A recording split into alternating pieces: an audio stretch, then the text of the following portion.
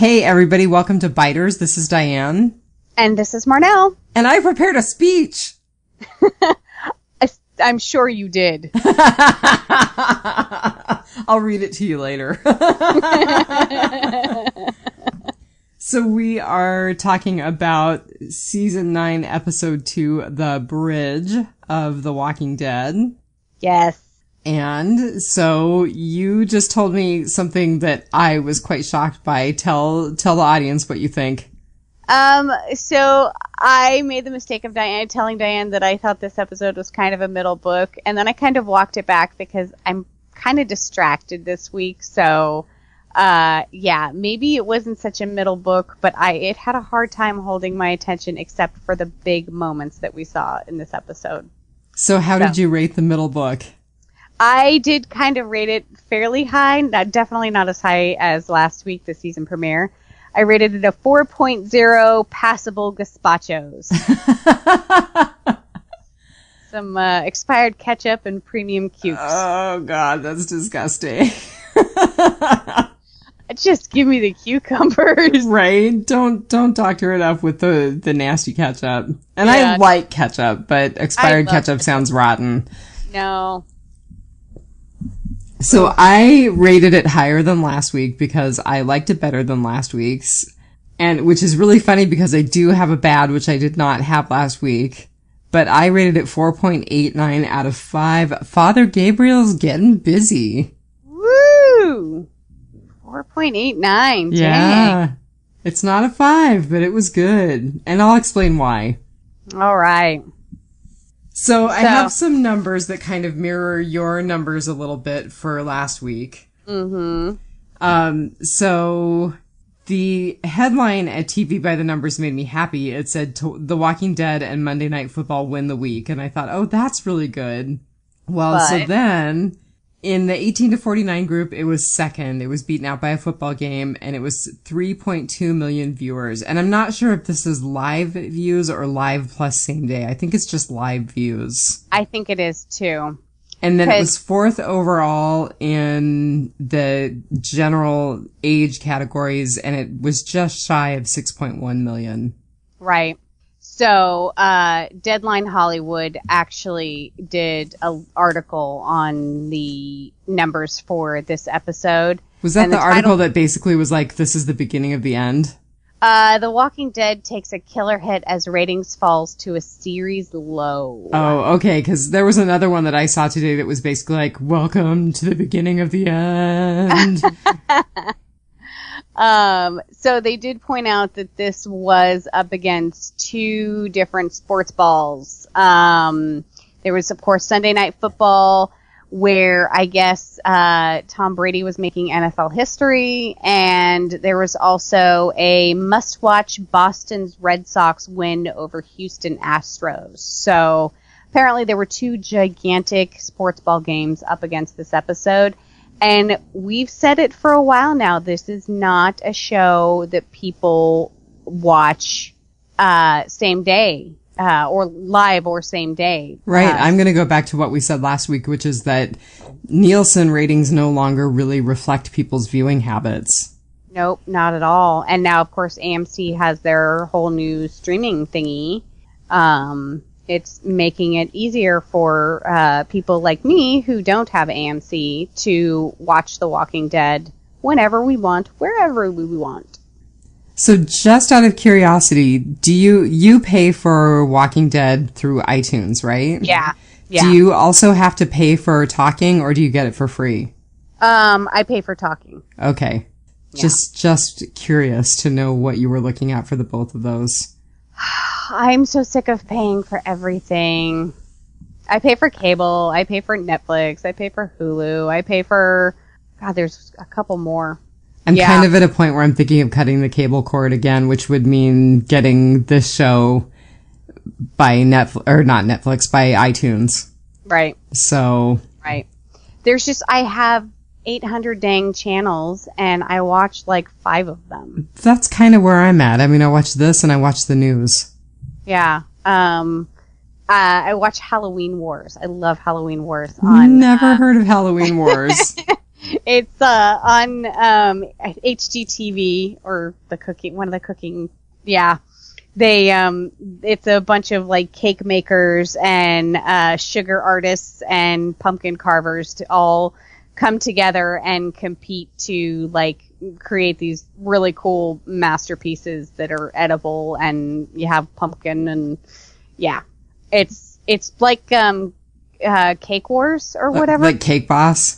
Yeah. That sounds kind of fun. It's specifically for Halloween. So really, I only watch 4 channels and like the 5th channel, like 1 month a year.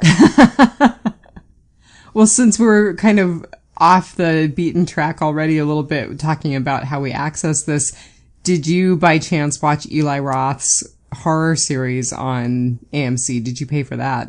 No, I didn't. So I watched the first episode because it was specifically about zombies, and they talked to Greg Nicotero and Norman Reedus and Max Brooks and the masterminds behind Shaun of the Dead. It was actually really good. I really enjoyed it. I will have to go check it out. Yeah, I'm not sure that I'm going to watch the other ones because they're all kind of topic specific. Like the next one is about slashers. So actually your Nightmare on Elm Street is going to be featured. You would probably enjoy it. Yay!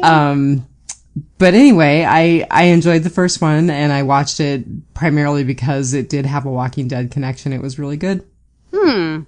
Yes, I am definitely a fan of the horror. I've probably seen most Eli Roth films. Not a huge fan of the Hostel series. I saw the first one, and I'm not into the torture genre of horror. So, but yeah, that definitely sounds like something I would enjoy, and I will check it out.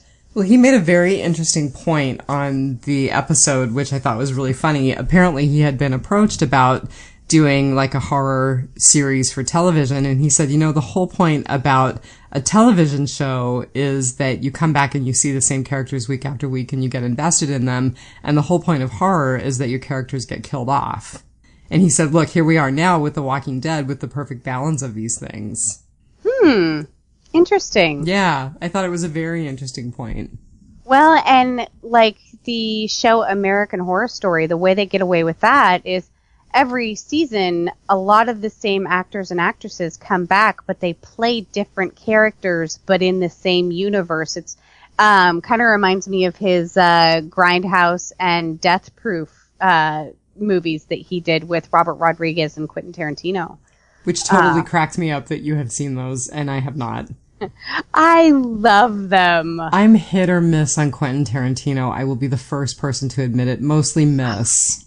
I don't know that there's anything that I don't like by Tarantino. I think, and I've said stuff like this before, I don't know if I've said it on this podcast, but I think it's the sexual violence that gets me. It's too much. Yeah, I could totally see that. And, in Grindhouse, he does kind of basically poke at the whole exploitation films of, like, 70s. So, I think he kind of gets it now, so. Yeah, I don't know. I don't know that I'll ever be a fan. If you see one non-action horror, really, for the most part, by Quentin Tarantino, I would recommend 4 Rooms. Haven't seen it. Yeah, it's kind of a anthology. It all takes place in one hotel over a one night, and the continuous character is the bellhop, played by Tim Roth. And, he's a great actor. Yeah, and so, like, there's one room that there's witches trying to raise their leader witch from the dead, and Madonna is one of those witches. There's a couple, Antonio Banderas and his wife, and there's just these, every room has a different story, and they're just crazy, and this poor bellhop has to endure all of these crazy people in this hotel. As is truth. Yes. Art is, in this case, imitating life. Right. So we've gotten very off topic. Right, already. You'd think we had a special guest or something. Right? So the title, The Bridge, I mean, obviously it referred to the fact that they were building the bridge. Yes. But I really liked what Negan said about the bridge, which is that it's not the future, it's a monument to the dead. Yeah, and I don't quite know what he means by that. I didn't really understand it. Why would it be a monument to the... Like, are they building something? Are they trying to hold on to the old world that's dead? I think that's what he was saying. Okay. Yeah. Yeah. I mean, not so much a monument to the dead as in the Walkers, or a monument to the people who have died, although maybe to a certain degree that, you know, in terms of it's like honoring Carl's legacy and honoring the people that they've lost by trying to make this bridge between communities. Well, and it's like what Ezekiel was telling Henry in the beginning. About Rome. Your grandchildren about this. And, you know, the kid's like, it's just a bridge. And Ezekiel's like, it's more than a bridge. Mm-hmm. So. The other thing that I thought was really funny, though, is that it was ironic because this bridge is not bridging between the communities. It's actually showing all of the differences. It's delineating the dysfunction between the communities. It's deepening the divides. Yeah. Mm-hmm. Yeah. Oh, yeah. So did you have anything else about the title? I didn't, no. That was pretty much my thing. Just, I really liked what Negan said. And then I really feel like the bridge is more of a divider at this point than it is a unifying force. Right. It's a really nicely built bridge, though. It is. It's pretty impressive. Yes. Well, those were some pretty impressive logs at the log yard, so... Yeah. God, they're doing that all by hand. Mm-hmm. Wow. So our writer was David Leslie Johnson McGoldrick. Man, that is a mouthful, and we've said that mouthful before. He has also published under David Johnson, and he's also published under David Leslie Johnson. And guess what upcoming screenplay he wrote? I have no clue. Aquaman! Oh, so excited. I know, right? Oh. I reserve the right to be a complete geek about Aquaman, and not just because of Jason Momoa, but just because I've always loved Aquaman. Yeah. No, it's just Jason Momoa for me.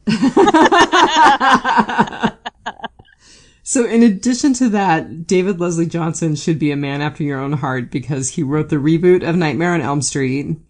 He wrote the reboot of Invasion of the Body Snatchers, and he's the author behind The Conjuring 3, which I think we've talked about before. Because you haven't seen any of those, right? No, I haven't. I saw the first one, and it was really scary. It was really good. I have not seen the second one. Yeah, that's another one that I have a hard time getting into is the haunting type ones. See, those are the only kind of horror I really like, with the exception of The Walking Dead. And what's funny is I like the television shows that are about like hauntings and stuff like that. Not like ghost chases or anything, but the ones where like it's kind of like the I Survived. Right. Like A Haunting in Connecticut. You like those. Yeah. Me definitely. too. Those creep me out so bad. Like if I stay home sick from work, I can't help but watch those, and then I'm alone in the house and like not feeling up to running away from ghosts, and every creak and crack, you know, sends me straight up. I'm actually getting chills going up my spine already. Luckily, I have 2 dogs to alert me to any additional psychic presence in my house. Mine are all with the husband in the bedroom, so we'll see if we actually hear them tonight or not. We probably will. So the other thing about David Leslie Johnson that I just wanted to bring up, or David Leslie Johnson McGoldrick, is that he has written 8 episodes of The Walking Dead, including the one that we're talking about tonight, and they go all the way back to Chupacabra in 2011. Wow. Which is still one of my favorite Daryl-centric episodes.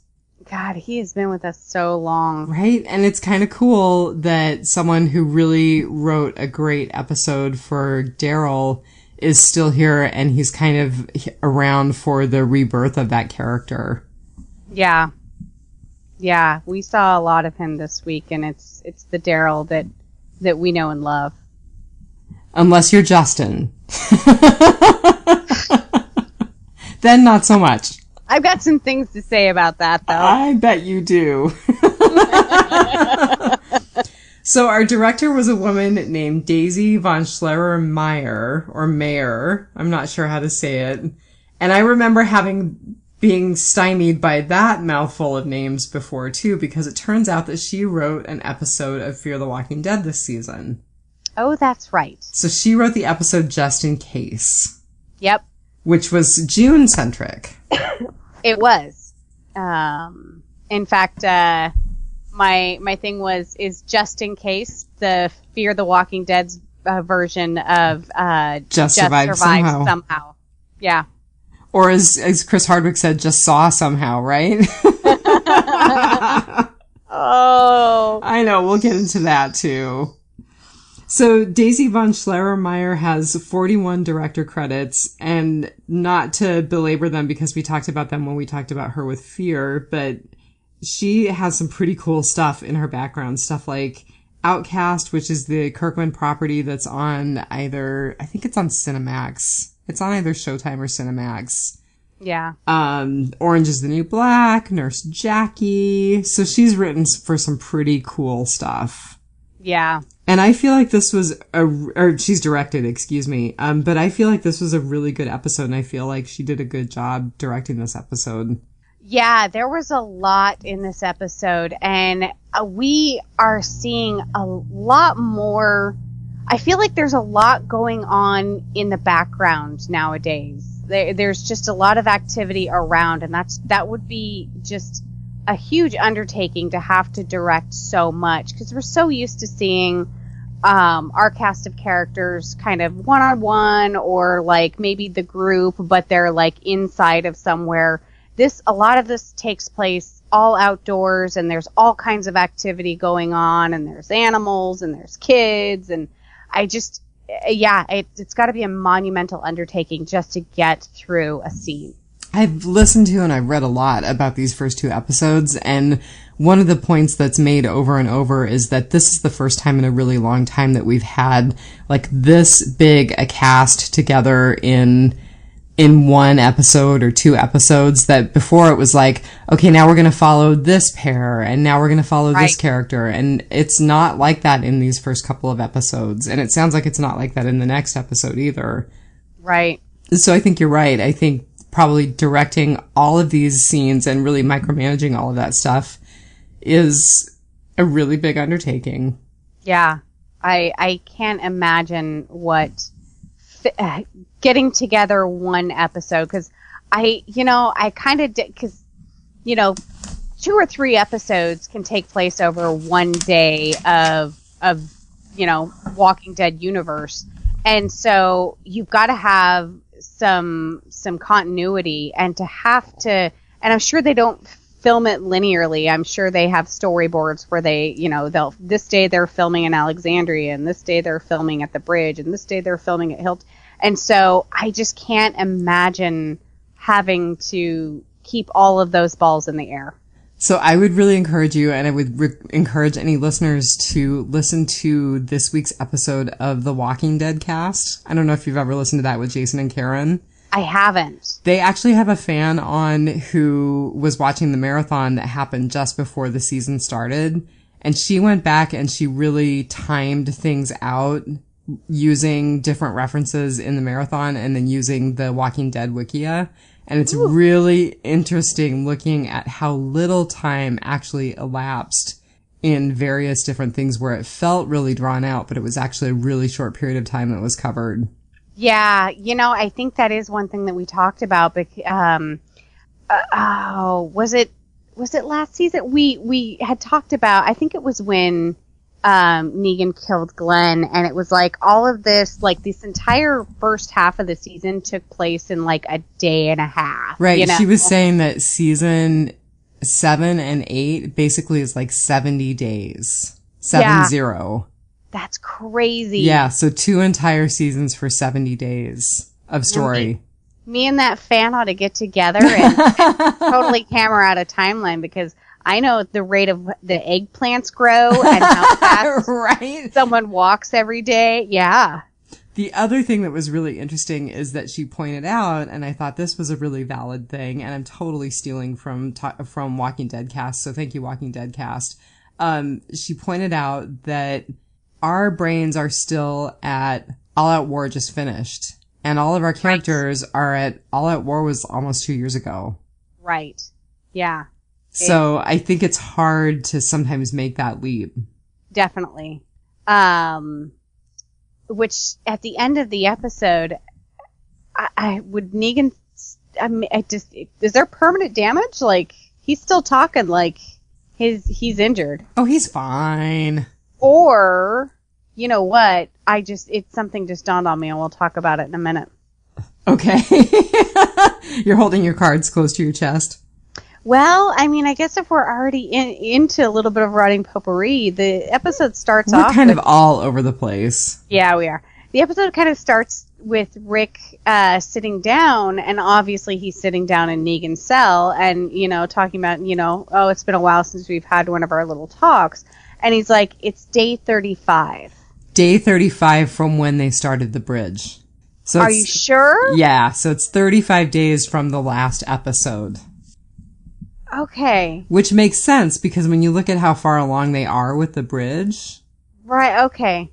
Okay, good. I was like, day 35? I thought we've been, it's been 2 years. What's you were going thinking on? day 35 of Negan being in the cell. And then I was thinking, oh, maybe we are going to see flashbacks of Rick talking to Negan this entire time. And it's day 35, in this flashback. But really what's going on now is the bridge. But okay. So day 35 of bridge building. Yeah, of the bridge project. Yeah. Okay. I will accept that. I'm so glad. It would be really ugly if we got into an argument this early. Check that one off my list. Well, so what do you have to say about our featured cast member? So our featured cast member, I did not catch that it was her until this episode. Didn't either. I was so not cool. And I can't remember where I heard it, and then I was like, no way!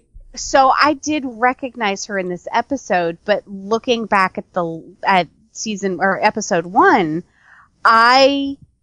she did such a good job of just she was a different person than I know. Our featured cast member is Brett Butler, who has a very distinctive voice. I will say the thing that kind of triggered me on the last episode, but I still didn't figure out who she was, God, I've heard that voice before. Right?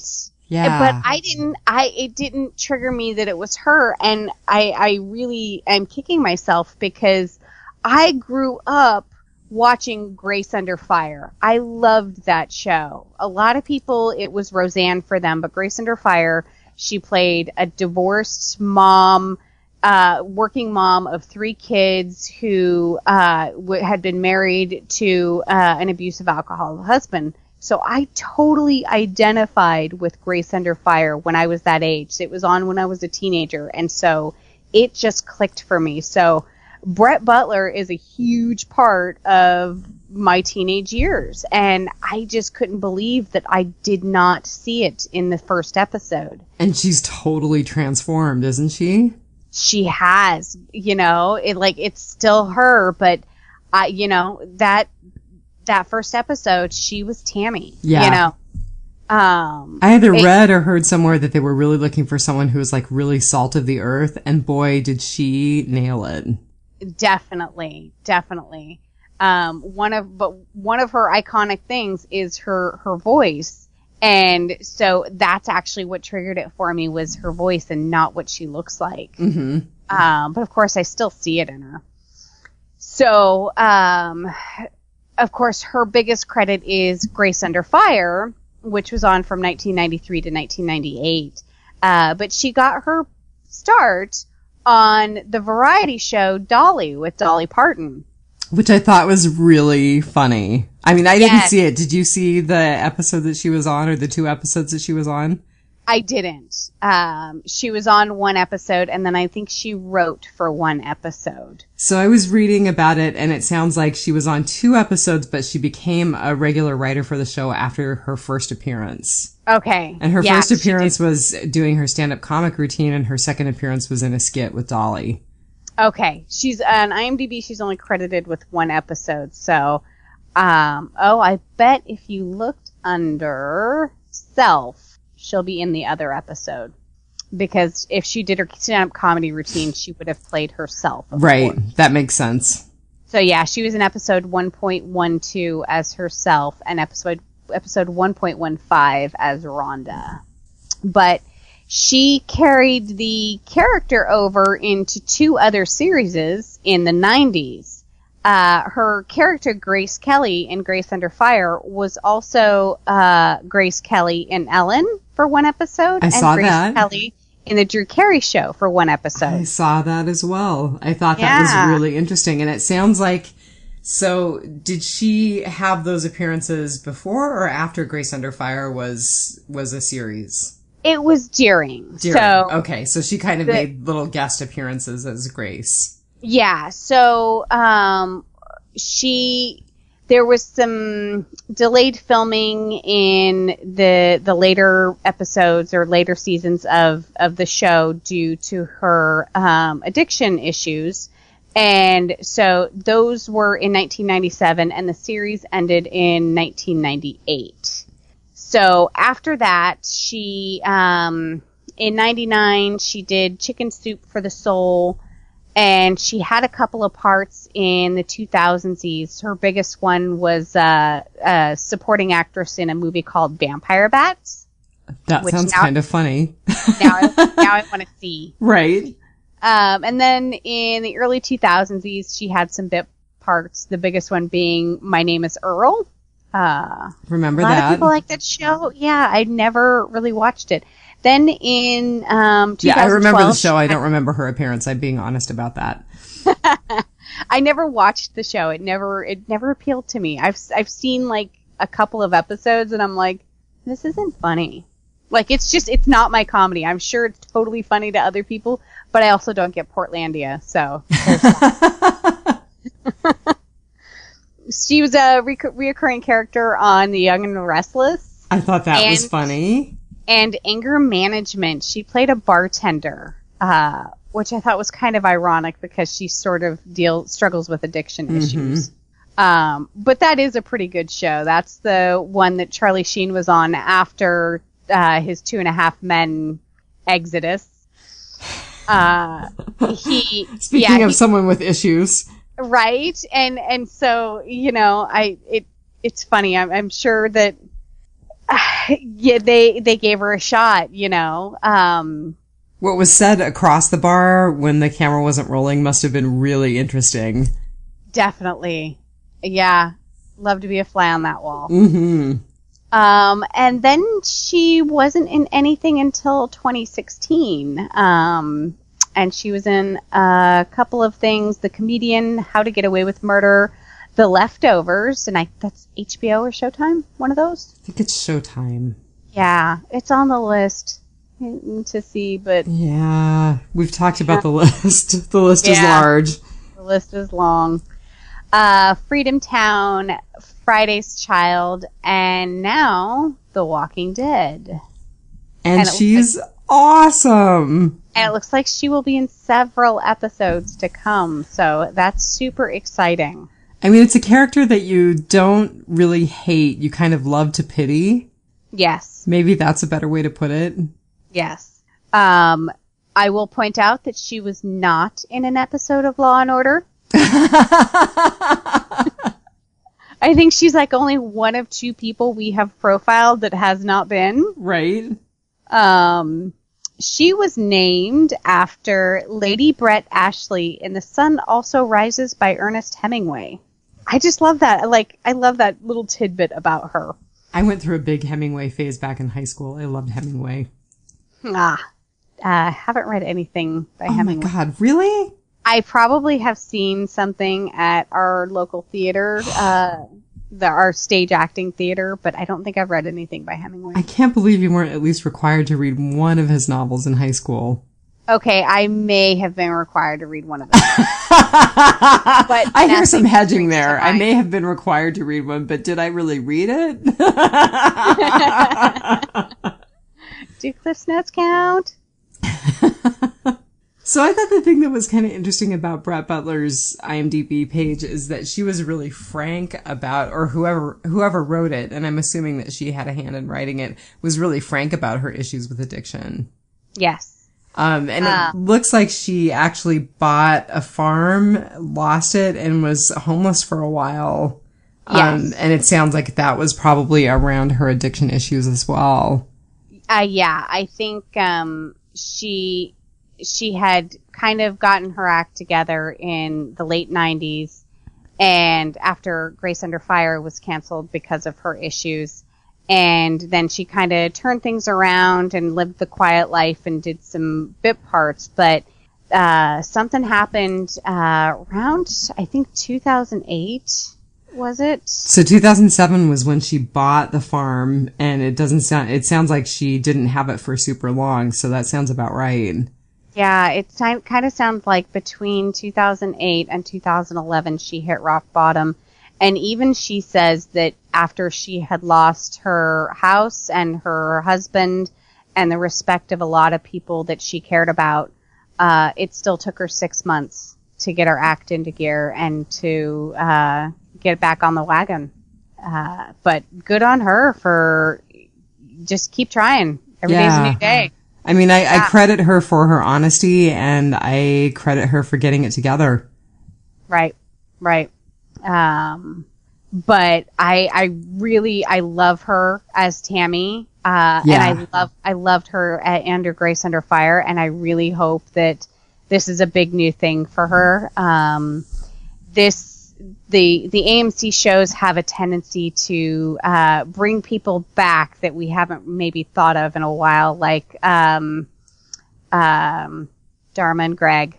Jenna Elfman. Yeah. Jenna Elfman, thank you. It's one of those things where it's like, where has she been all this time?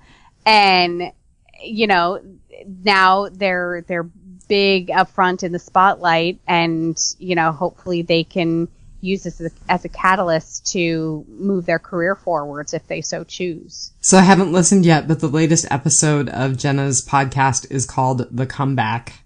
Ooh. So I'm hoping that she talks about her work on Fear. I don't know. I have to listen. Maybe I'll listen to that the next time I'm in the car doing a big drive. That's funny. Well, I have another one for you. Brett Butler is on Twitter. She is the real Brett Butler, at the real Brett Butler. There is a knockoff, so look for the blue check mark.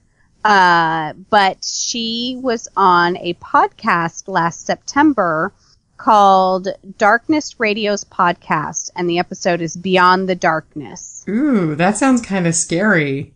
So, something that I did not know about Brett Butler until tonight was that she actually credits herself as having some psychic abilities. So, whether you believe in that thing or not, she actually does readings. You can book a session with her. Really? Yes. That's fascinating.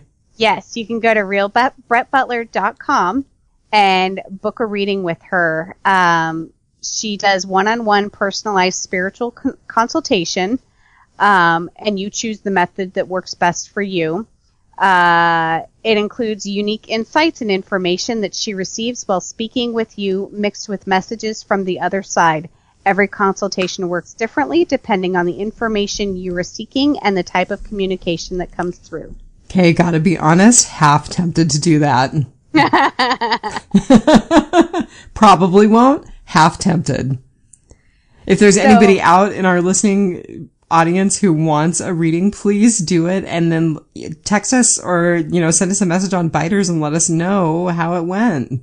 And I would have to imagine that at least, because I would assume, I assume all celebrities live in California, but, at least, 6 months out of the year, she has to be filming over near the East Coast. So maybe one of our Middle America or East Coast friends and listeners could do that at some point. Well, it's super possible that she does consultations via the internet or via phone. A lot of psychics will do that. So, oh, yeah. Skype works. Oh, listen to him howl. I know. It's been raining horribly. There's probably a break in the rain. Oh. Ugh, it's disgusting. So muddy. It's monsoon season in Alaska. Right. Yeah, we have monsoon season right before winter. Yep. And now, and I think it's to get us ready for everything freezing. I think we're at the point now where we're like, please just freeze. Just freeze solid. We're done. We're done with the mud. Just freeze. I'm not ready for that yet. I am. But it sounds like it's been kind of nastier up here than it has your way. Yeah, just a little bit. So Brett does have a couple of things in post-production besides our Walking Dead stuff.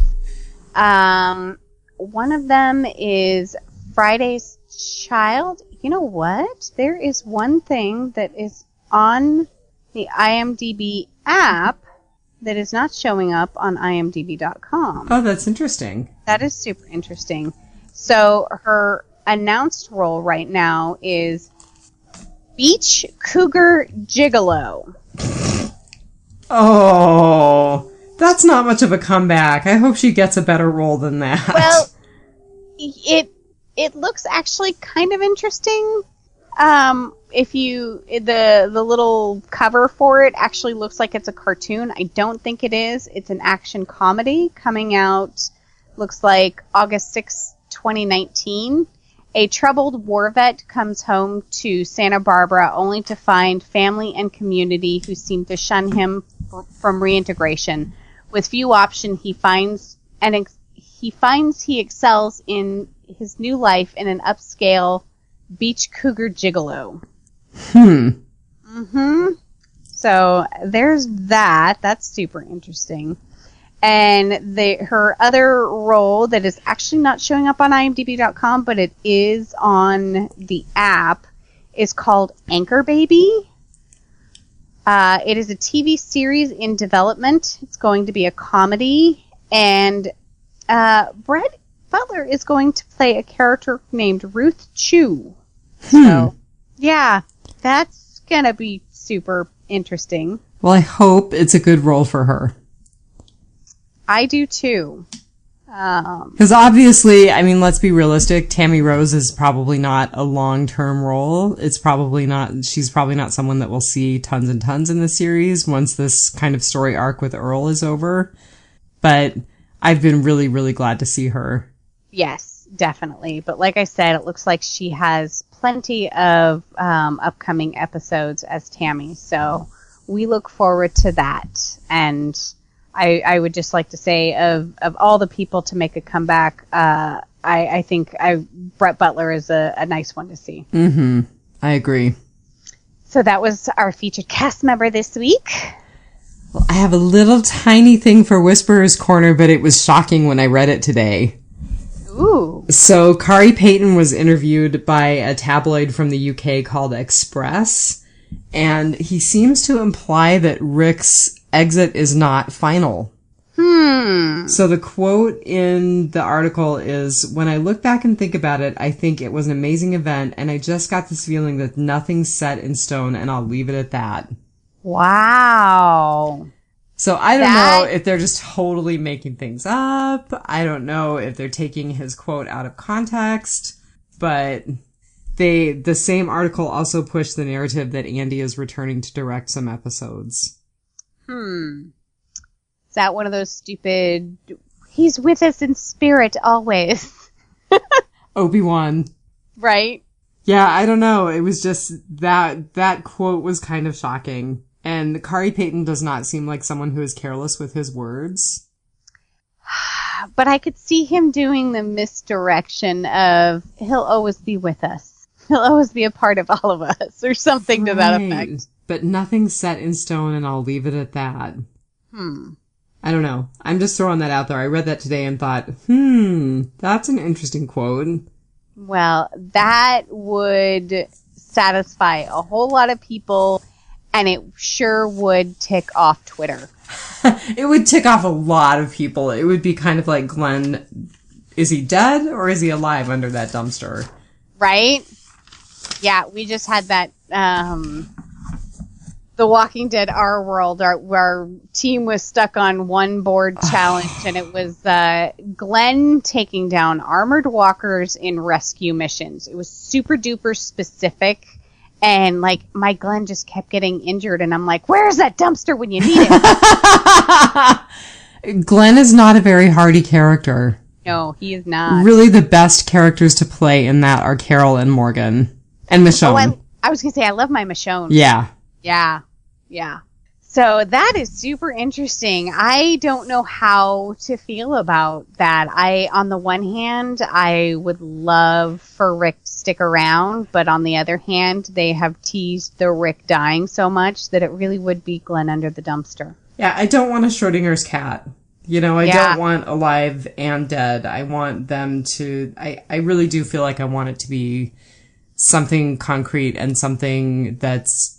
If they're really talking about finishing Andy's run, which it sounds like he's made it very clear, then I want it to be done. Yep, closure. Yeah. I mean, if he comes back and directs, cool. But... Yeah.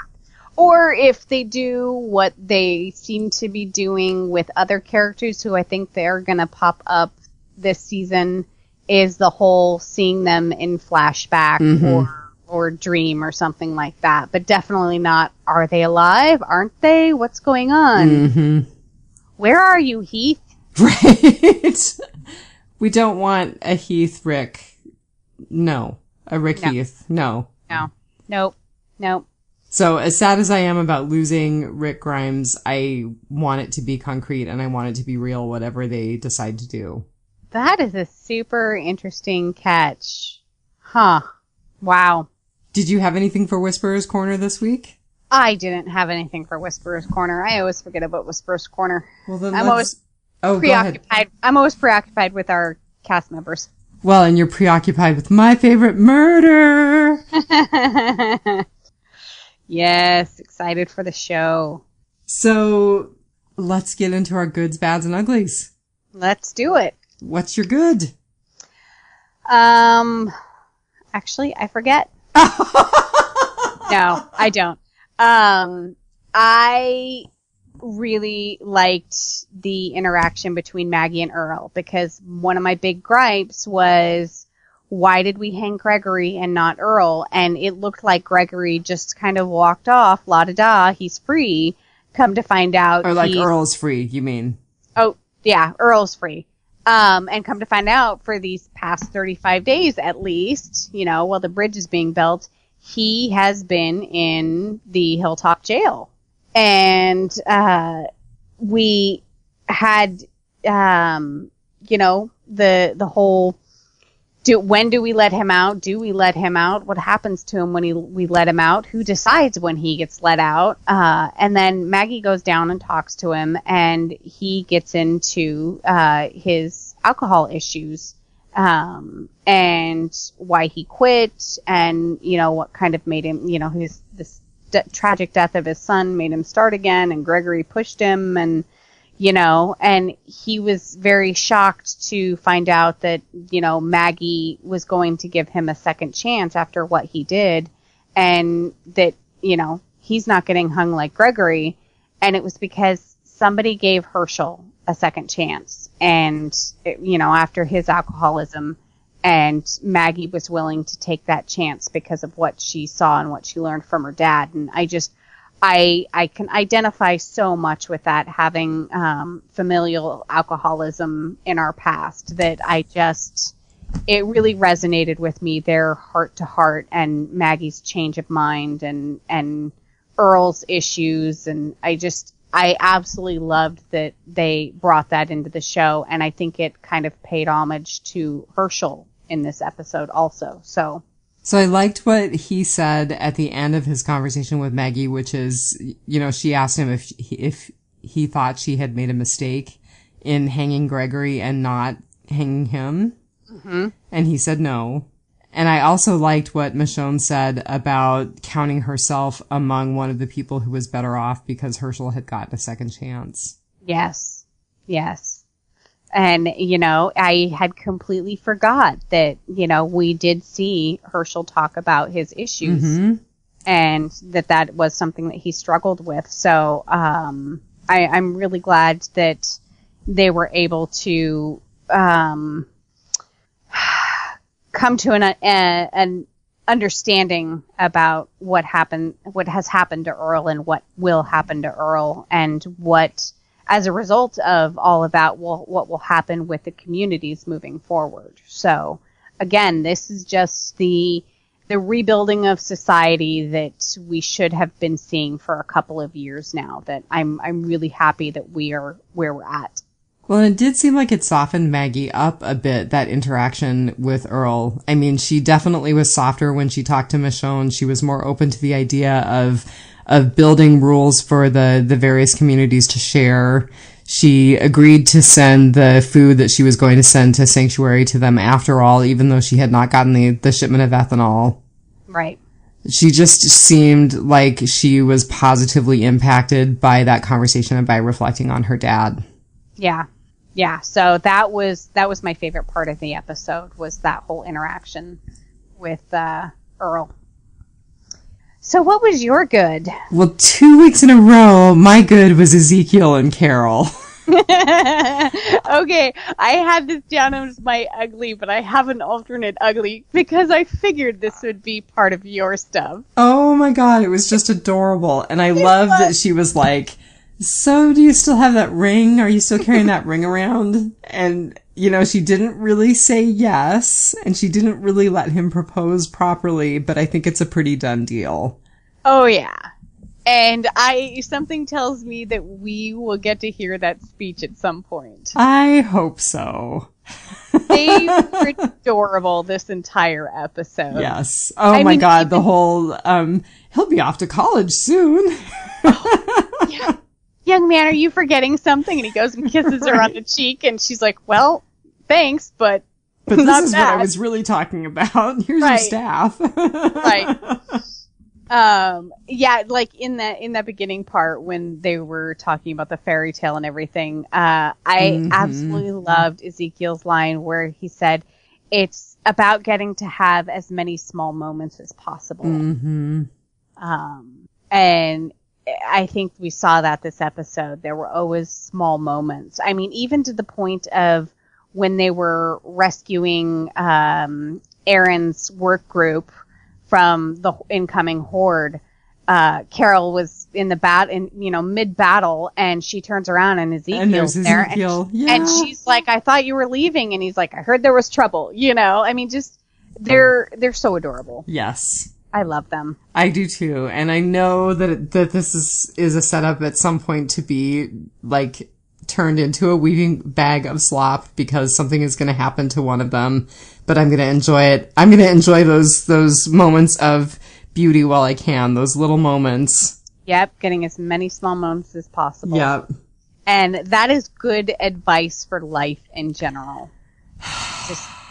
Yes. There's a lot of bad stuff out there, so just enjoy the things you can while you have them. Yes, I agree with that. Absolutely. So tell me you're bad. Oh, oh no!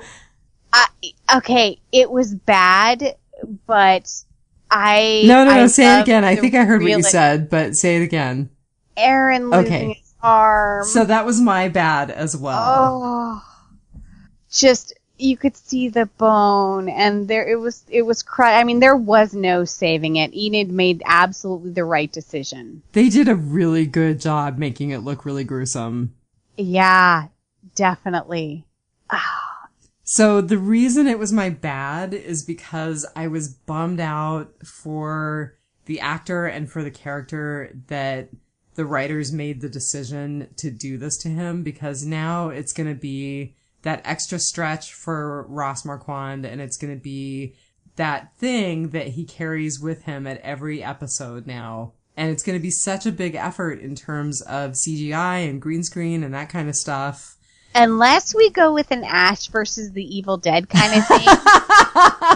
And somebody makes him some wicked cool hand, like one of the blacksmiths makes it. I mean, Daryl's, Merle had a big old knife hand. That is true. So we could totally have some sort of thing on Aaron's stump. So this is a spoiler, and if it's a spoiler for you, I'm sorry that you're behind on like 11 years of the comic book, but in the comic book, very early on, Rick loses his hand. Yes. And there is a lot of speculation this week that perhaps they're priming Aaron to become the Rick Grimes of the series after Andy Lincoln leaves. Oh, that would be interesting. Right. I'm not quite sure that I can see him in that role, but I'm open to it. Because we are all kind of operating under the assumption that the $20 million man... Gee, who is that? That Daryl's going to take over the lead male role of our group. Mm-hmm. So that I would not have seen Aaron coming on that. But we had talked about the Rick losing his arm before, because when Negan was threatening to cut off Carl's arm, we all speculated that Carl was going to be the one, or Rick was going to do the comic book thing and take his place, and but they even talked about how hard it would be to CGI his hand. So either we're going to lose Aaron soon, or we're not going to see a whole lot of him, or it'll be a lot of like trying to hide a pregnancy belly where the chick's always carrying like a potted plant or something, like there's going to be a lot of, his arm is off screen. It's going to be him from like the shoulders up. Well, and that was the other reason it was my bad, is that I really hope that it doesn't mean that we will lose this character soon, or that we'll see less of Ross Marquand, because I really love him as an actor, and I really love Aaron as a character. And I feel like he's a character that has not gotten a lot of time. Yes. And, we've seen him, we've been with him, and it was funny, they talked about his magnificent beard that he's grown for this season. Well, and he looks like the panels of Rick. He does. In the Whisperer's War. And when we first met him, he looked like he had just stepped off the pages of Abercrombie and Fitch. Right. Or I think he said J. Crew. So, he was all clean shaven and everything. And we have since seen him lose his partner, lose his home in Alexandria. He's been through all out war, and he's got a baby. Now he has a baby. He has an exploding baby. Reason number 938. I don't have children. Right. Same here. Mm-hmm. So his character has already been through so much without even having focused on him a whole lot. And so now he has a child, and he now has this disability. I would really like to see some good come out of this. A lot of people have been shipping him and Jesus because they seem to be the only age-appropriate gay males in the group at this point. So, maybe have a relationship with somebody and raise a baby and, find a something cool to put on his stump. So I am not shipping him and Daryl, okay? I want to make that really clear before I say this. But he had that little conversation with Daryl about Daryl being a great dad. Maybe Daryl is going to be the person who steps in and helps him with baby Gracie. And Daryl did have dinner with Aaron and his partner. I remember that. Yeah, spaghetti. And, and he's maintained a friendship with Aaron and everything. I think Daryl is secure enough that he can be friends and not let, Aaron's sexuality get in the way of that. We think of Daryl is kind of a redneck, but maybe he's not a backwards redneck, maybe he's a forward thinker and can do that and be a platonic friend. So, yeah, I'm not shipping them either. I don't know if we're going to see Daryl in a relationship. It sounds like he's going to get a dog this season. Yes, that'll be fun. He is going to have the primary relationship of his life. Now, and then I'm going to have the added anxiety every episode. Does the dog die? Don't kill the dog. Right. Yeah. So, I hope not. There's that to look forward to. So another thing that I wanted to say about Aaron real quick before we move on to our uglies is that his character gets grievously injured in the comic book, but it's not this kind of injury. Okay. He actually recovers pretty fully from the injury in the comic book. So it was also another one of those things where I was like, oh, so they took the storyline, they reworked it a little bit. So there's still this significant injury in Aaron's life, but it's totally different. Interesting. Yeah. I did not know that. Yes. Cool. I'm slowly moving forward again in the comic books, so. Someday I'll start. Oh, they're really great. There's a watch list and there's a reading list. I know. Every once in a while when I can't find anything else that makes me happy, I'll buy myself a new Walking Dead compendium and read that. I need to win that Powerball Mega Millions thing that's over $500 million right now. To pay for the watch list and the reading list? Yeah, so that I can just retire and watch TV and read graphic novels all day. If it's over $500 million, you would share a little bit with your sister, right? I totally would. I would buy you a collection of Ernest Hemingway books. Not even a collection of Robert Kirkman comics? That's cruel. And I will get you a psychic reading with Brett Butler. Okay, that satisfies me. So that was both of our bads. So my ugly... okay. So my original ugly was Ezekiel and Carol. Yes, which was a good ugly. Mm-hmm. Now I have a bad ugly. Okay. The other relationship in this episode. You really think that was a bad ugly? Lay it on me, sister. I am, we were talking last episode about how creepy Gabriel was coming off. And, we are just liking Anne because we hated Madam Trash Heap. Okay, he's still creepy. He's still creepy. Yeah. I'm sorry, I can't get past the milky eye and the hat. I just can't. And I know he wasn't wearing the hat in this episode, but he's still creepy. Nonetheless, everyone deserves love. Yes. And that's one of the things is I never want to, deny anybody's love or anything like that. Get all of the small moments as possible. There you go. But that was just not a relationship I ever saw coming. Well, and that seems to be the general consensus. The stuff that I read, the podcast that I've listened to earlier this week, and I mean, we're not podcasting that late. It's only Tuesday night.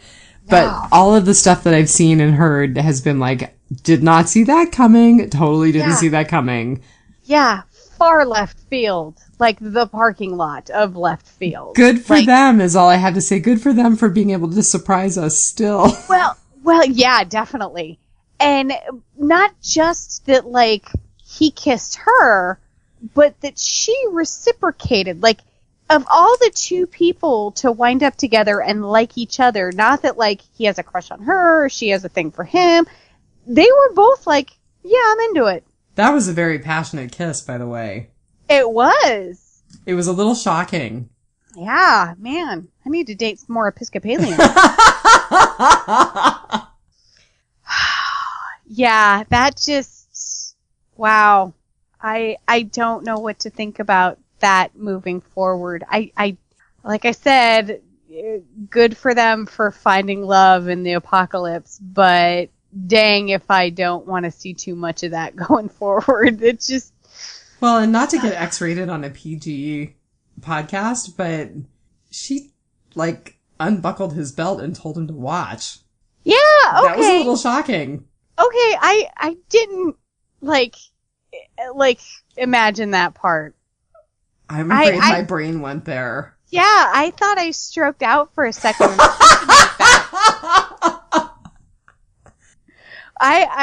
The moment was just so entirely shocking. I was like, did I hear a belt? But no, I didn't. Oh, yes, you did. Wow. You saw the belt get unbuckled, too. Well, it didn't last too long because that same night she was up in that watchtower. So. Well, Father Gabriel has denied himself for a long time. That's a very good point. Oh my God, we're going there. We're totally going there. We've gone there. Yeah. So what was your ugly? So my ugly, and this is why I rated the episode so high, was essentially the scene from Turning the Herd right up through the amputation of Aaron's arm. I have not been gripped by a scene or by a series of scenes like this in The Walking Dead in a long time. So take us through it. Well, so, there's the whole Mother Goose giggle where Tara's talking with Rick about turning the herd. We can do better with our handles. It was so funny. And then realizing that Piper number 2 was not firing up the alarm. And then the whole thing in the log yard with the walkers, which was genuinely tense, genuinely scary. The walkers were actually scary for the first time in a long time. I really thought someone was going to die. And then Aaron's injury and Enid's snap decision to have to amputate it. I mean, I was just gripped through the whole thing. Yeah, it was, like I said, I had a problem with this episode because I felt like it was a middle book, but then there were these huge moments where I was just, I also couldn't take my eyes off of the screen. And that was definitely the bulk of it. Yeah, that whole sequence from those events that I named, I was literally just, and I was sitting there staring at the screen with my mouth hanging slightly open. Yeah. So we had talked about earlier, Justin not doing his job, and, Daryl was pretty mad at Justin for it and proceeded to beat the snot out of him. Which I really loved that he grabbed that pot, whacked him with the pot, and then decided that wasn't good enough and went back to punching him. But really, who, after what had happened earlier on the bridge, who put Justin in charge of the second alarm? You are not the first person that I've heard to make that point. Okay. Why would you trust Justin to do that? Yeah, I just, no, that's, of all of the people to send out, and especially send out alone to do the job, this very, very important job that, the bridge depends on it, people's lives depend on it, and we're gonna send this guy out to do it? No. So since we're now in Rotting Potpourri. The other question that I have is, why would you send your only doctor, and he's not even fully trained, but he's the closest thing they've got to a doctor. He was a resident, a medical resident when the apocalypse happened. Why would you send him back to Alexandria to get sick? Go back to Alexandria. There's a bug going around. Yeah, no, quarantine Alexandria. Nobody in or out. I mean, I think Enid did a great job. Enid stepped up and made a horrible decision and did a great job, but why would you send your only doctor to the place where everyone is getting sick with a quote-unquote bug, especially when you lived through the infection in the prison? Yeah. God, I didn't even think of that. I just thought of it as the catalyst to have Enid be the one to amputate the arm. Which, of course, it was. It had to be. But still not very good thinking on their part. On Rick's part. Yeah. So speaking of Enid amputating the arm, how did you rate her battlefield amputation skills? Well, so I'm going to go to what they said on Talking. She didn't do it properly, and the thing that's kind of a bummer is that it sounds like she had a medic instructing her on the set, and they instructed her, and she even knew that her character didn't do it properly. So she was supposed to amputate above the elbow, above the place of injury, so that there's plenty of viable tissue to close the amputation with. Right. And so my only thing is that it must be easier to do green screen with only part of that lower limb gone. Yeah, to leave him his elbow. Yeah, it must be an effects thing. which adds to my theory of he gets some sort of like cool prosthetic. Super arm. Well, so Rick's character does have a prosthetic arm eventually in the comic books, so it could very well be that we're looking at that for Aaron as well. I think we're just so early in, you know? Yeah. So when she was flipping through the manual, right, to amputate his arm, I immediately flashed on Denise. Oh, yeah, what a great callback. I totally missed that. Yeah, because one of the first scenes we saw with her was her going through a book, poring over some sort of, manual or physician's desk reference. And she was flustered because she wasn't a doctor or something. Yeah, I can't remember. Was she in med school or she had finished med school or? She had finished the first year or something like that. And, but I mean, she was the closest person to anyone who had medical training. So of course it fell to her. And now we have, Enid training, and it just, that book, I would not be surprised to find out if it was the same book from Alexandria, that it survived and it's now in Enid's custody. Nice callback. Yeah. I racked my brain all day going, what was her name? What was her name? Yeah, Denise. It reminded me of Denise. So speaking of callbacks, remember when Rick is talking to Merle on the roof and Merle's ranting and raving at him and Rick says, yeah, your voice carries. Do you remember that? Vaguely, yeah. So that is totally the feeling that I got when he looked at Justin and was like, yeah, I know your type. I know you. Oh, yeah. I was always picking one of you guys up in a bar and you were talking big in my back seat or whatever. I felt like that was a really nice callback to Officer Friendly from Up the Road a Ways. Yeah. Or was it Down the Road a Ways? I think it was Up the Road a Ways. Up the road. Yeah. Yeah. And that's so true. I'm sure that, Rick goes back to his cop days when he confronts a guy like that. Huh. So another callback, and I can't take any credit for this, but what does he say when he sits down at Aaron's side? I'm sorry this happened to you. Do you remember who he said that to? Carl? Bicycle Girl. Oh, yeah. Oh, that's heartbreaking. Mm-hmm. That's episode 1. Mm-hmm. I wonder if we're going to have episode 1 callbacks every episode for Rick until he dies. I think we're probably going to see a lot of callbacks kind of wrapping things around. Yeah. Yeah. Wow. I can't take credit for that catch. I heard that on an interview or another podcast, and I thought it was really good, so I wanted to bring it up. Yeah. Good catch for them. Yeah, definitely. So, speaking of good catches, it doesn't look like the credits changed at all. Did they change? No, I went back and I watched the episode twice, and then I went back and I rewatched the credits for episode 2, and then I went back and I watched the credits for episode 1, and I cannot find one single difference. I found things that I missed. Mm-hmm. Like we get a glimpse of the helicopter. Michonne's sword. I had missed Michonne's sword in the first time I saw it. I missed Lucille. Oh, I missed Lucille too. I'll have to go back and watch it again. It's just after the sword. Oh. Yeah. So, yeah, there were things that I missed, but comparing each of them one after the other, there was nothing new. So, yeah.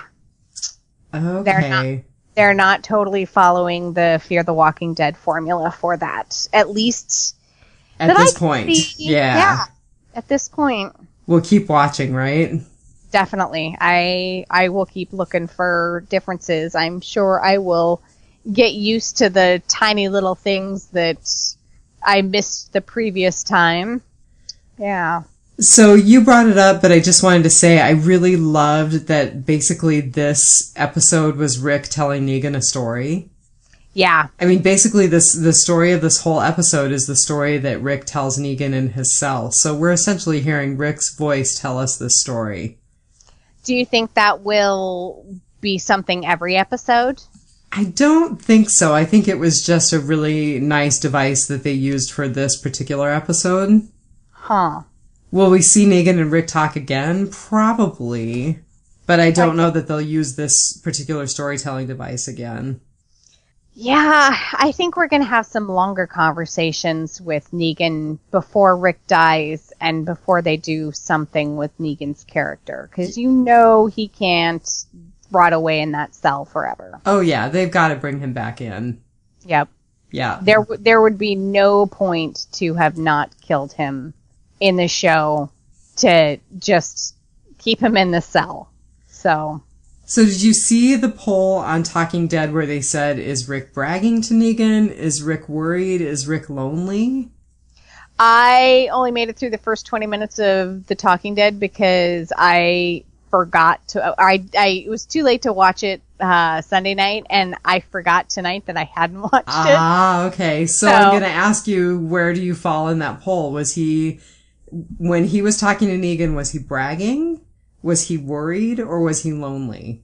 If I had to choose one of those, I would say lonely, but I'm going to go with the fourth option, that he really wants to prove to Negan that it can be done a better way. And I think he has a long-term goal of not having Negan in the cell forever. I don't think that he let him live just to let him sit in the cell forever. I think But he told Negan tonight that he was going to let him rot behind those bars. Yeah, but you say that. I think that's a psychological ploy, maybe he is lonely. Maybe he is bragging. I'm going to go for a fifth option. I think it's all of the above. I think he's bragging. I think that he thinks that he's really got the answer.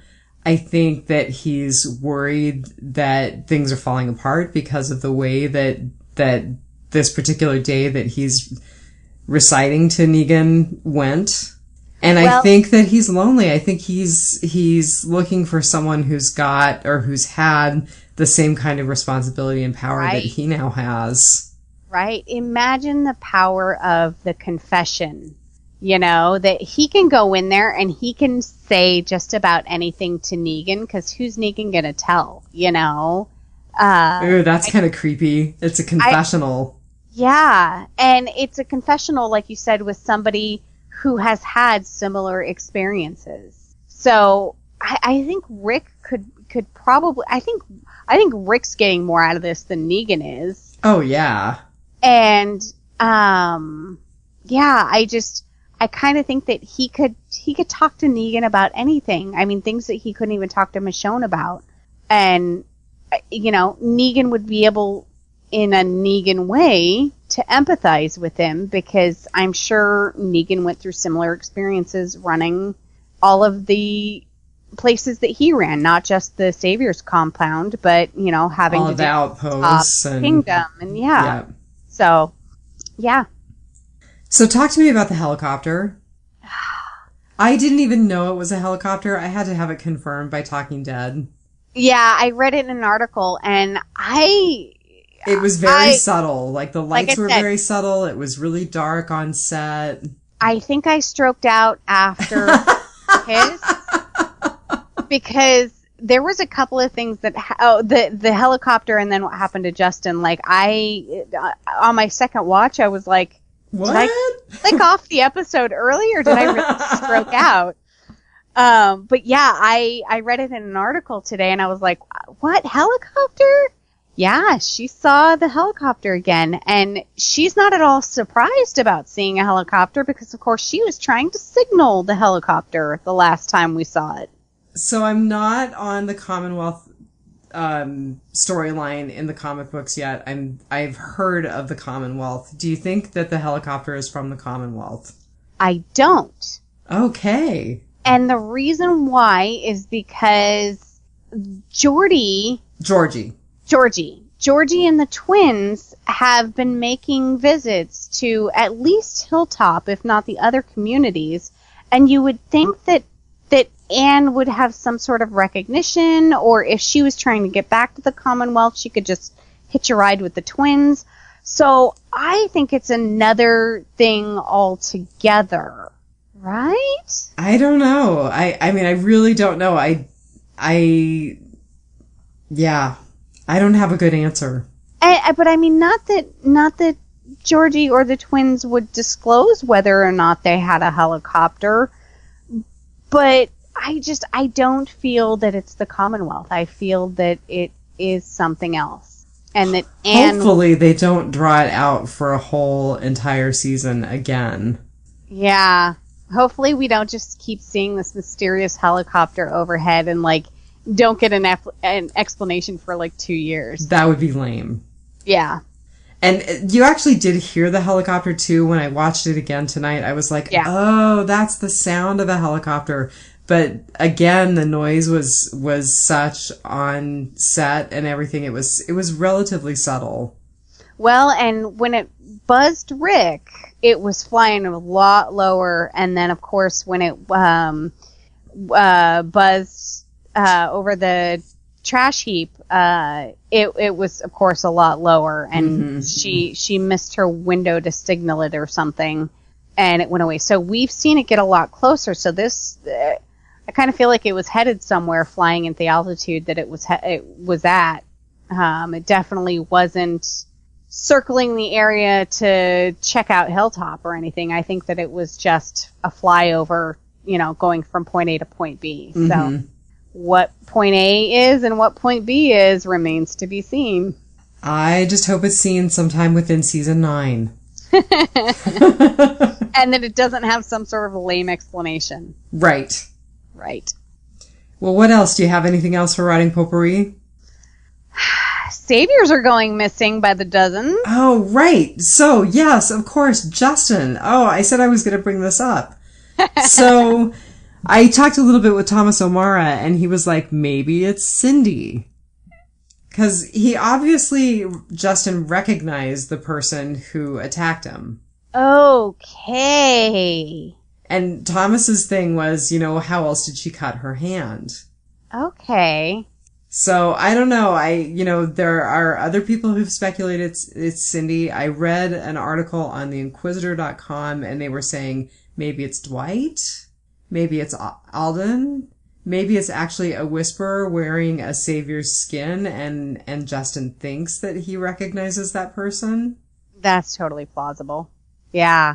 I could see any of those things, maybe except for Alden, because he is really concerned about the Saviors disappearing, and not in Fair point. Not in a I'm just pointing this out to point out that you're being Negan-ish, but dude, some of my friends are gone. No, I think you're right. I think that eliminates Alden. Yeah, I don't think it's Alden, and I don't think Alden has it in him, and I don't think that's where that character is headed. But man, Cindy is ticked off at the Saviors, and yeah, I could totally see that, but I could definitely see it being Dwight or being I of course my first instinct is to go to the Whisperers, and that it's the Whisperers picking off the Saviors. But it's totally someone that Justin recognized. Or he certainly acted like he recognized whoever it was. Or he thought he recognized. Like you said, it could have been a Whisperer in a Savior suit. Although they look like zombies. I mean, they're supposed to look like zombies. So, I don't know. I mean, that's how you blend in with the herd, is right. You look and act like a zombie. Yeah, that's super interesting. And, I think they said they had 6 missing at one point. And I feel like there was more than just the 6. I feel like it was the 6 and then the guys that were delivering the ethanol. Yeah. Because they're the bridge crew had 6 missing, and then the guys, and so I mean, they're almost a dozen Saviors down at this point. Not going to have to worry about feeding the Saviors now. Maggie can keep that food surplus. Yeah, we don't have to have expired ketchup gazpacho. Oh, God. So that is all that I had. There was, for being a middle book, this episode had a lot. Well, I had a little bit from the Biters website. Oh, good. So Diane LaSorsa said about last week's podcast, great podcast, ladies. Nice to hear Thomas with you guys. I loved the season premiere. Seems to be getting back on track. I give it 4.8 karate kicks to walkers. Also loved the new opening. And so we chatted back and forth a little bit, and she shared a picture of the windmill from Alexandria, and it's beautiful. Nice. I don't know if you've seen the picture that she posted to Biters, but it's totally worth going and looking. I'll have to go look. And she also posted a picture on the stairwell in the Georgia Capitol building, which is just beautiful. Ugh. Capitol buildings always are. Almost always are. And then she posted some additional stuff tonight. Let me get to that. Oh, she also posted, when she posted those pictures, that she saw some filming in a cemetery. And she posted this big picture of walkers kind of parading out of a cemetery. Oh. And I was like, oh, that's so cool. That's a callback to George Romero. Oh, that sends my zombie movie loving heart aflutter. You should go look at the pictures. Anyone who hasn't seen them should go look at them because they're really, really cemetery. Great. And then she says, sorry, one more comment. I rewatched, and when Rosita sets off the bomb and walkers turn, they show a walker. Did he talk? Not sure it sounded like that way. What do you guys think? So I went back and watched it, and a couple of other folks on other podcasts made the same point. Wow. It could be our first glimpse of a whisperer. It's kind of one of those things where I wouldn't have caught it if someone else hadn't suggested it to me, but now the power of suggestion is there, and I'm like, okay, is it just the power of suggestion, or is this person is it actually a whisperer saying that way? Wow, I'll have to go back and watch now. It was really cool. Cool. So go back and watch and tell us what you think, because, with all of your spare time, tell us what you think. Yes. Because I think it very well could be our first glimpse of a whisperer. I would love that. I think that would be cool to put it this early on. Just that little hint of it, and to do it so subtly that it's like, is it or isn't it? Well, and of course they have to direct with the group so that they can continue to blend with the walkers. So if the walkers get turned, they have to turn with the walkers. Yep. You go where the herd goes. Mm-hmm. And then we also had some feedback from Victoria Morris, our friend from the UK. I was just going through that. Oh, why don't you go ahead and read it? Oh, no, go ahead. Thanks a lot. I'm having trouble getting back to the older messages. So okay. I'm on the last 3 and I'm going back. So Victoria said, I loved this week's episode. A lot of nice little moments between characters. I enjoyed Carol and Ezekiel playing Mummy and Daddy. Maggie and the prisoner whose name I've forgotten chatting about alcoholism. Maggie and Michonne heart to heart. Queen Heapster flirting with Gabriel. I could ship it. What would they be called? Heapstriel? Gabus? Jadriel? I also enjoyed Rick releasing the logs to mow down the lockers. Was it only me who thought the good doctor was going to come racing in at the end and saying, no, Enid, what are you doing? You've had 5 minutes of medical training. You don't just amputate everything. I was surprised when she actually did it. Poor Aaron. He's one of my favorites. Really looking forward to next week. I was surprised she did it successfully. I was kind of expecting someone to come in and be like, no, you don't need to amputate. I'm right there with Victoria. Oh, looking at that, I was just like, oh no, that's gotta go. There's no saving that. The bones are crushed. Even if you do save the arm, it's never gonna be useful. Oh, and just the way he carried his arm when Daryl was walking him out of there. I mean, his arm was just flopping like there was nothing. It looked like the arm in Harry Potter. And he was pushing somebody out of the way. Mm-hmm. Otherwise, he would have gotten out of the way in time. But that's Aaron. Yep, that is definitely Aaron. So Victoria Morris pronounced us honorary British citizens I told her I accepted on our behalf. Oh, absolutely. I will take dual citizenship, so I have the option, right? It might be kind of hard to ship the horses, but I'm good. I'm there. They have horses over there. They do, but wow. I know, you don't want to leave the ones you have now. Yes, exactly. I would run back and I would get eaten by a zombie trying to free them from the wagon. Yeah, I could see that happening, definitely. But I'm also, I'm like, okay, maybe I would sacrifice one of the horses so that, like, the horde leaves me alone. But I'm also like, save the animals! You're like, save the dog. Yeah, I would probably kneecap Otis to save my dog. Yeah, that would happen. Not even to save myself. Like, I would kneecap Otis to save my dog. I can believe that. Yep. So, thanks, Victoria Morris, for the feedback. Totally. Yeah. And Dianne Lasorsa. Sorsa, yep. Yep. Yeah. We love feedback, so anybody else who wants to send us a little note, please do. Absolutely. Well, my dear, you have a plane to catch. Yep. In, like, 4 hours, I have to be awake. You're crazy. It's the 5 a.m. flight. I have to be at the airport by, like, 3:30, so I just don't sleep, because I'm always afraid I'll oversleep.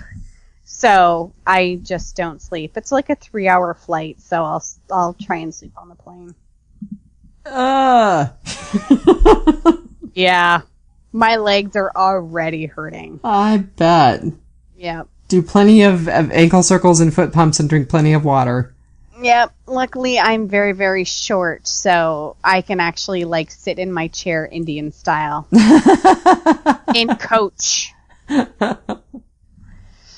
But that is all we have for this week. Yeah, next week it looks like we'll get a continuation of the bridge story. Yeah. But until then... just remember... Take it. One dead day day at a